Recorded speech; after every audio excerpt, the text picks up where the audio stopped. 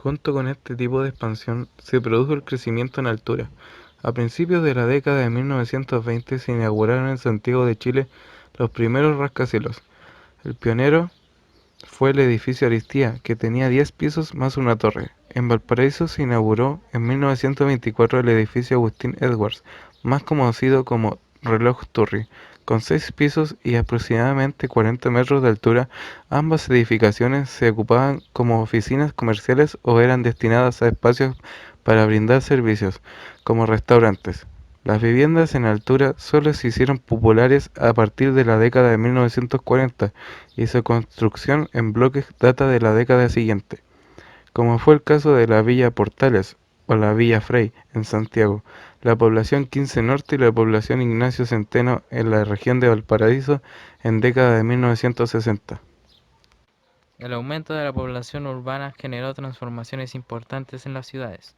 Uno de los ejemplos más notorios fue la expansión de su superficie, siendo la capital el ejemplo más claro. Según Armando de Ramón, Santiago duplicó su radio urbano entre 1972 y 1915, con lo que llegó a abarcar 3.006 hectáreas. En 1930 el espacio ocupado había aumentado a 6.500 hectáreas y hacia 1960 a 20.900. En esos 30 años, la capital había más que triplicado su extensión. El crecimiento urbano se debió a múltiples factores.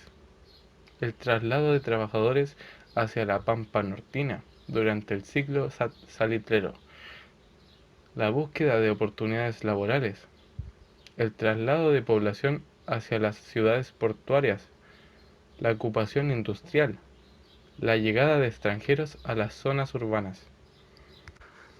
Otra ciudad afectada fue Valparaíso. El puerto se transformó en el punto de entrada y salida de mercaderías de toda la zona central del país.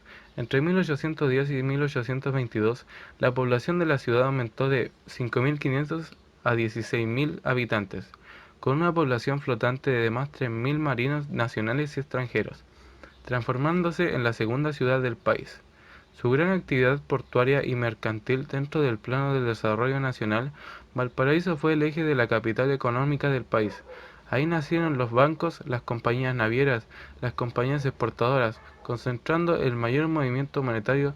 La mayoría de las sedes de las nuevas sociedades mineras e industriales, oficinas de ferrocarriles, compañías mercantiles y aseguradoras tuvieron sus casas matrices en la ciudad de Valparaíso. Expansión de Santiago.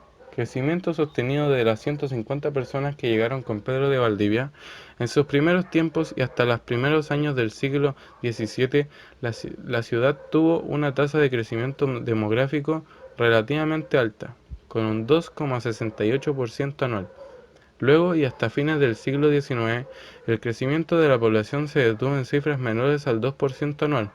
A fines del siglo XIX, Santiago comienza a crecer en una forma acelerada, con una tasa de 3% anual, llegando incluso a cifras de 4,24% entre los años 1952 a 1960.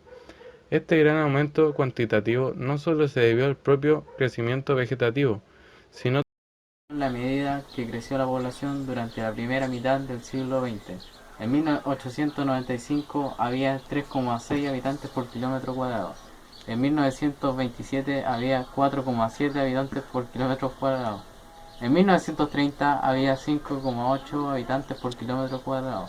Y en 1952 había 7,8 habitantes por kilómetro cuadrado. En la ciudad de Santiago, una de las más importantes, había una cantidad de 21,6 habitantes por kilómetro cuadrado en 1875, 42,5 habitantes por kilómetro cuadrado en 1920 y 57 habitantes por kilómetro cuadrado en 1950. Regiones del norte grande, por ejemplo, el porcentaje de sueldo con aptitud agrícola con respecto a la superficie total es muy reducido y por lo tanto cualquier conflicto con áreas urbanas puede estimarse de gran significación para el desarrollo agropecuario.